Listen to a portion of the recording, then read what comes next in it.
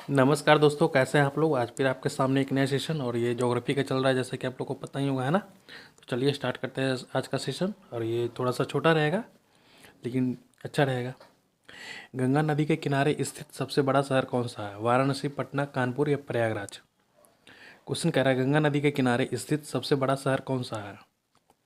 Option C हो जाएगा इसका राइट आंसर, कानपुर होगा, है ना। ऑप्शन सी होगा। भारत में सर्वाधिक नदी पथ परिवर्तन किस नदी में पाया जाता है? सोन, गंडक, कोसी, गंगा। क्वेश्चन कह रहा है भारत में सर्वाधिक नदी पथ परिवर्तन किस नदी में पाया जाता है? ऑप्शन सी हो जाएगा इसका राइट आंसर, कोसी, है ना। इसको इसका क्वेश्चन मैक्सिमम ये बिहार को शोक नदी भी कहा जाता है ना। और सबसे अधिक मार्ग परिवर्तन करने वाला आ जाता है। इसको क्वेश्चन घुमा कर भी पूछा जा सकता है ना। ये क्वेश्चन को आप अच्छे से पूछेगा। इस देखिएगा, कौन सी नदी भंसर घाटी से होकर बहती है? नर्मदा, सोन, गोदावरी, कावेरी। क्वेश्चन कह रहा है कौन सी नदी भंसर घाटी से होकर बहती है? ऑप्शन ए हो जाएगा इसका राइट आंसर, नर्मदा नदी, है ना।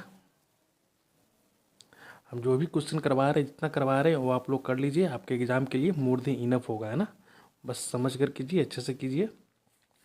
नर्मदा नदी की प्रवाह किसके समानांतर है? अंश रेखा, सतपुड़ा पर्वत, भंसर घाटी या विंध्या पर्वत। क्वेश्चन कह रहा है नर्मदा नदी का प्रवाह किसके समानांतर है? ऑप्शन सी होगा इसका राइट आंसर, भंसर घाटी, है ना। पश्चिम की ओर बहने वाली नदियाँ नर्मदा, तापी और राप्ती, है ना। नीचे कुट दिया हुआ है ऑप्शन, आप देख के मिला सकते हैं। क्वेश्चन कह रहा है नर्मदा नदी की ओर बहने वाली नदियाँ, पश्चिम की ओर बहने वाली नदियाँ, क्या क्या माइंड से निकल रहा है। पश्चिम की ओर बहने वाली नदियाँ नर्मदा होगा और तापी होगा, है ना। ऑप्शन ये होगा इसका राइट आंसर, ये होगा नर्मदा और तापी। ये अच्छा क्वेश्चन है, इसको आपको ध्यान में रखना है। निम्नलिखित में से भूकटीय भूकटीय नदी कौन सी है? तापी, कृष्णा, लूनी या नर्मदा। क्वेश्चन कह रहा है निम्नलिखित में से भूकटिबंधीय नदी कौन सा है? ऑप्शन सी होगा इसका राइट आंसर, लूनी नदी, है ना। ऑप्शन सी होगा इसका राइट आंसर, लूनी नदी। तिब्बत से मानसरोवर झील के पास किस नदी का स्रोत है?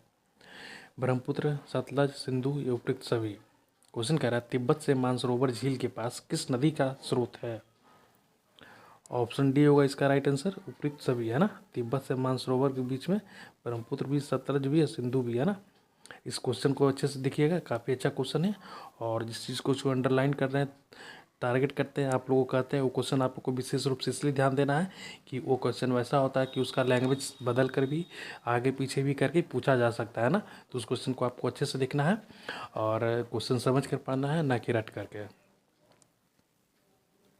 गंगा का एकमात्र सहायक नदी जिसका उद्गम मैदान में है, सोन, शारदा, गोमती या रामगंगा। क्वेश्चन कह रहा है गंगा का एकमात्र सहायक नदी जिसका उद्गम मैदान में है ना। हो जाएगा ऑप्शन सी हो जाएगा इसका राइट आंसर, गोमती नदी, है ना। और गोमती नदी कहाँ पड़ता है? तो लखनऊ के पास पड़ता है। और इस क्वेश्चन को भी अच्छे से देखिएगा क्योंकि इस क्वेश्चन भी मेरा दिया पूछा है मैदान में, है ना। इस क्वेश्चन को भी आपको उसको क्वेश्चन बदल के रूप में पूछा सकता है, शब्द बदल के पूछा जा सकता है ना। दंडकारण्य क्षेत्र में इंद्रावती और साबरी किसकी सहायक नदी है? महानदी, गोदावरी, कृष्णा, दामोदर। क्वेश्चन कह रहा है दंडकारण्य क्षेत्र में इंद्रावती और साबरी किसकी सहायक नदी है? ऑप्शन सी बी होगा इसका राइट आंसर, है ना, गोदावरी नदी होगा। जुआरी नदी किस राज्य में बहती है? दमन और दीव, गोवा, पांडुचेरी, अंडमान और निकोबार।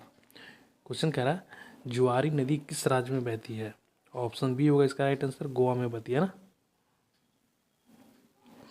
कृष्णा डेल्टा और कन्याकुमारी के बीच स्थित तट है कोरामंडल तट, उत्तरी सरकार तट, मालाबार तट, कोंकण तट। क्वेश्चन कह रहा है कृष्णा डेल्टा और कन्याकुमारी के बीच स्थित तट है, वह कोरामंडल तट, है ना। ऑप्शन ए होगा इसका राइट आंसर। माजुली द्वीप का निर्माण किस नदी द्वारा हुआ है?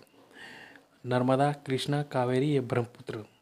क्वेश्चन कह रहा है माजुली द्वीप का निर्माण किस नदी के द्वारा है, जो कि असम में है ना। तो ये ब्रह्मपुत्र के द्वारा निर्माण हुआ है। ऑप्शन डी होगा इसका राइट आंसर। तमिलनाडु का समुद्र तट कहलाता है कोंकण तट, मालाबार तट या कोरोमंडल तट। क्वेश्चन कह रहा है तमिलनाडु का समुद्र तट क्या कहलाता है। ऑप्शन डी होगा इसका राइट आंसर, कोरोमंडल तट कहलाता है ना। अंडमान और निकोबार द्वीप समूह स्थित है लाल सागर, अरब सागर, हिंद महासागर या बंगाल की खाड़ी में। क्वेश्चन कह रहा है अंडमान और निकोबार द्वीप समूह स्थित है। ऑप्शन डी होगा इसका राइट आंसर है ना, बंगाल की खाड़ी में स्थित है। भारत के किस राज्य की मुख्य भूकंपीय तटरेखा सबसे लंबी है। केरल, महाराष्ट्र, ओडिशा या गुजरात। क्वेश्चन कह रहा है भारत के किस राज्य की मुख्य भूकंपीय तटरेखा स्थित सबसे लंबी स्थित है। ऑप्शन डी हो जाएगा इसका राइट आंसर है ना, गुजरात। ये क्वेश्चन में आपको अंडरलाइन रखना है, भूकंपीय तटरेखा सबसे लंबी है ना, कहाँ है तो गुजरात में। महाराष्ट्र और कर्नाटक में पश्चिमी घाट कहलाते हैं नीलगिरी पर्वत, सह्याद्री, डेक्कन पठार या अरावली। क्वेश्चन कह रहा है महाराष्ट्र और कर्नाटक में पश्चिमी घाट कहलाते हैं। ऑप्शन बी होगा इसका राइट आंसर, सह्याद्री है ना। श्रीहरिकोटा द्वीप स्थित है चिल्का झील के पास, पुलिकट झील के पास, महानदी के मुहाने पर या गोदावरी के मुहाने पर। क्वेश्चन कह रहा है श्रीहरिकोटा द्वीप स्थित है, वो है पुलिकट झील के पास है ना। ऑप्शन बी होगा इसका राइट आंसर, ये भी अच्छा क्वेश्चन है। अरावली विकास परियोजना का मुख्य उद्देश्य है मृदा अपरदन को नियंत्रित करना, थार मरुस्थल को विस्तार को रोकना, वनों को विनाश को रोकना, पारिस्थितिकी को स्थिरता बनाए रखना। क्वेश्चन कह रहा है अरावली विकास परियोजना का मुख्य उद्देश्य क्या है। ऑप्शन डी होगा इसका राइट आंसर है ना, परिस्थिति को बनाए रखना है ना। भारत के किस राज्य में रेगिस्तान का सबसे बड़ा भाग स्थित है। राजस्थान, गुजरात, हरियाणा, पंजाब। क्वेश्चन कह रहा है भारत के किस राज्य में रेगिस्तान का सबसे बड़ा भाग है। ऑप्शन बी होगा इसका राइट आंसर, राजस्थान में है ना। रेगिस्तान का सबसे बड़ा भाग है जो राजस्थान में है ना। मरुस्थलीय क्षेत्र में जल ह्रास रोकने के लिए पौधे में कौन सा अनुकूलन पाए जाते हैं। कठोर एवं मोमी पत्तियां, छोटी पत्तियां या पत्तियां का अभाव, पत्तियों का कांटों में रूपांतरण है ना। नीचे ऑप्शन दिया हुआ आप लोग देखकर बता सकते हैं। क्वेश्चन कह रहा है मरुस्थलीय क्षेत्र में जल ह्रास को रोकने के लिए पौधे में कौन सा अनुकूलन पाए जाते हैं। तो ऑप्शन है तीनों होगा है ना, कठोर एवं मोमी पत्तियां, छोटी पत्तियां एवं पत्तियों का अभाव या पत्तियों को कांटे में रूपांतरण है ना। ऑप्शन ए बी सी तीनों होगा। सही उत्तर चुनिए है ना। अरावली मरुस्थल के पूर्ववर्ती विस्तार को रोकती है। राजस्थान की सभी नदियां का उद्गम अरावली से है। राजस्थान में वर्षा का विस्तारण अरावली से प्रभावित नहीं होता है। अरावली क्षेत्र खनिज संसाधनों में समृद्ध है। यहाँ सही ऑप्शन चुनना है ना।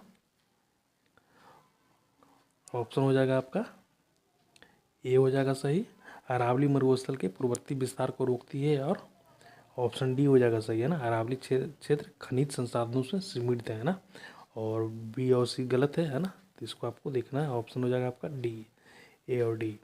और आज का सेशन यहीं पे समाप्त करते हैं ना। आज छोटा सा सेशन था, 21 क्वेश्चन का ही, कितना हुआ सही आप लोग कमेंट करके बताइएगा। और किसी भी प्रकार का आपको प्रॉब्लम हो आप वो भी कमेंट में लिख सकते बता सकते हैं। और आपको जाते जाते एक बात बोलना चाहते हैं कि भाई हम जो जितना करवा रहे हैं जैसे करवा रहे हैं आप लोग कर लीजिए बस। हाँ, क्वेश्चन समझ कर करिए ना कि रट कर, क्योंकि बहुत सारा ऐसा क्वेश्चन भी है जो कि आपको क्वेश्चन वहाँ पर एग्जाम क्वेश्चन घुमा के आ सकता है, क्वेश्चन इधर का उधर भी करके आ सकता है ना। वही क्वेश्चन आपके सामने पढ़ाया वो क्वेश्चन जस्ट इधर उधर होता है तो नया क्वेश्चन और हार्ड क्वेश्चन बन जाता है ना। तो आप सही अगर करेंगे कि भाई हम जो पढ़ा रहे हैं वो आप कर लीजिए, मोड़ दे इनफ है ना। इससे ज़्यादा बाहर कुछ नहीं आएगा। मेरे ऊपर विश्वास रखिए, ऑन टाइम में सिलेबस आपको पूरा कंप्लीट होगा है ना। तो ठीक है, मिलते हैं अगले सेशन में, तब तक के लिए थैंक यू।